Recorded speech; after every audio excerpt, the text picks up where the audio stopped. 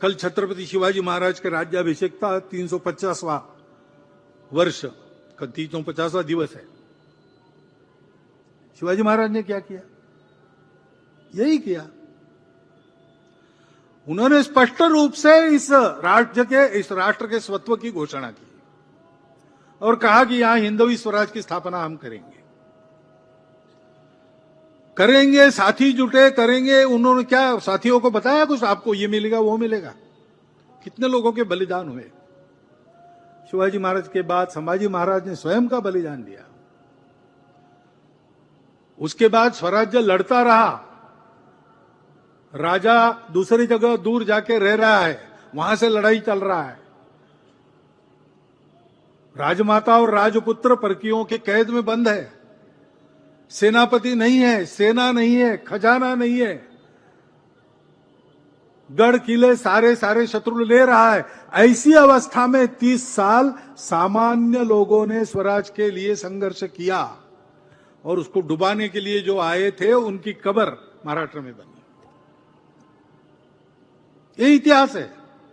ये प्रेरणा शिवाजी महाराज ने जगाई। उन्होंने संस्कार दिया, उसके लिए अपने पुराने संस्कारों को जगाया, पुराने मूल्यों को जगाया, गोवध को रोका, मातृभाषा में राज्य व्यवहार शुरू किया। अपने देश की नेवी नहीं थी। आधुनिक काल में वो, यानी आधुनिक इतिहास में पहली बार शिवाजी महाराज के कारण भारत की नेवी बनी। कितने ऐसे काम किए, समय से बहुत आगे थे। मतांतरित व्यक्ति वापस आना चाहते थे, उनको वापस लिया और सबको जोड़ा। काशी का मंदिर टूटा, औरंगजेब ने तोड़ा, पत्र लिखा उन्होंने कहा कि देखो, हिंदू मुस्लिम दोनों को भगवान ने उत्पन्न किया है। जो राज्य करता है उसका एक कर्तव्य होता है दोनों को समान देखे और अन्याय न करे। तुम ऐसा करोगे तो मेरी तलवार लेके मुझे उत्तर में आना पड़ेगा।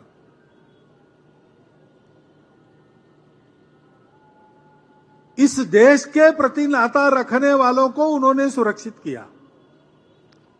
वही हिंदवी स्वराज्य, उसी को हम हिंदू राष्ट्र कहते हैं। उनका स्मरण कल हम करेंगे, उनके गौरवमय इतिहास का स्मरण करेंगे। रायगढ़ पर कल धूमधाम से कार्यक्रम बनेगा।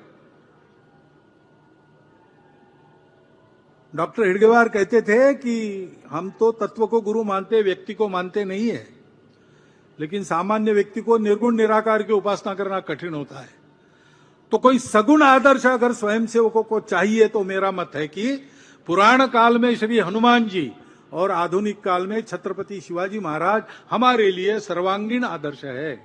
ऐसे महापुरुष को याद करते समय हमको ये संकल्प भी करना पड़ेगा कि उनके आदर्शों पर चलकर हम अपने राष्ट्रीय परंपरा के अनुसार इस भारत को ऐसे प्रगत करे, उत्थित करे, विश्वगुरु बनाए, सारी दुनिया की आज की समस्याओं का जो उत्तर दे सकेगा। लेकिन उस संकल्प की पूर्ति के लिए हमको तपस्या करनी पड़ेगी। 1925 से राष्ट्रीय स्वयंसेवक संघ की यही तपस्या चल रही है। समाज जीवन के अन्य अन्य अंगों में उस तपस्या से तपोपूत होकर निकले कार्यकर्ताओं की करनी के बहुत अच्छे अच्छे परिणाम समाज देख रहा है। संघ को कुछ नहीं चाहिए, संघ को श्रेय भी नहीं चाहिए। यह सारा समाज को साथ लेकर स्वयंसेवकों ने किया, समाज ने किया, स्वयंसेवक साथ रहे। पूरा समाज जब ऐसा अपना कर्तृत्व देश हित में समर्पित कर, भेद और स्वार्थों को भूलकर समय के प्रवाह में और नए नए प्रवाह जो आकर मिले उनको आत्मसात करके आगे चलेगा, समाज जीवन की सारी विविधता अपने विविधता पर ठीक से चलते हुए सभी विविधताओं का सम्मान गौरव करेगी और इस राष्ट्र की उस सांस्कृतिक परंपरा को, इस मातृभूमि के प्रति अपनी भक्ति को और उन पूर्वजों की आदर्श की परंपरा को, उनके मूल्यों को मन से स्वीकार करके चलेगी। तब वह विश्वगुरु भारत अगर ये काम हमने जल्दी किया तो इसी देह में इन्हीं आंखों से देखेंगे, और तब अनेक प्रयोग कर थक चुकी दुनिया को शांति और सुख का नया रास्ता प्राप्त होगा। दूसरा उपाय नहीं है। नान्यः पंथा विद्यते अनयनाय। और ये संघ का प्रचार नहीं बोल रहा है, 98 वर्ष का समाज जीवन का अनुभव बोल रहा है। इसका विचार करना, और संघ के केवल दर्शक हितचिंतक न बने रहते हुए संघ के कार्य में प्रत्यक्ष योगदान करने वाले, एक व्यूह देश के लिए बनाकर चलने वाले समाज जीवन का अंग बनना, ये आप करें, ऐसा एक अनुरोध इस निमित्त आपके सामने रखता हूं और मेरी 4 शब्द समाप्त कर